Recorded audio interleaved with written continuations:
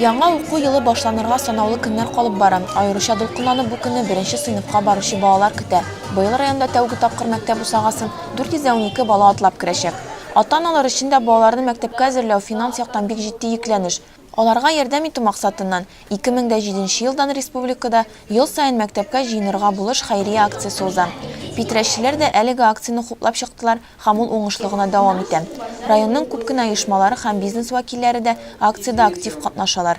Быел күп балалы һәм аз керемле гаиләләрдән булган 297 бала ярдәм алган. Мы идем в первую школу, в первый класс. Гаиләбездә 5 бала, кечкенәләре менә 1нче сыйныфка баралар быел. Дулкынланабыз әлбәттә, тик кәефләре әйбәт, алар әзер.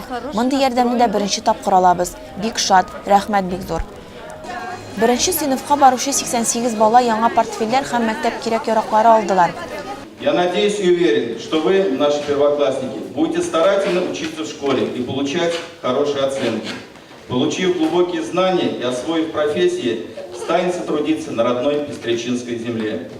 Пусть период учебы в школе будет для вас самым интересным. Желаю вам, уважаемые родители, чтобы ближайшие десятилетия было для вас наполнено не только трудом и неизбежными волнениями, но и блестящими достижениями, радостью и гордостью за ваших детей. Особые слова благодарности хочется сказать всем нашим спонсорам, людям, кто не смог остаться в стороне от этой акции.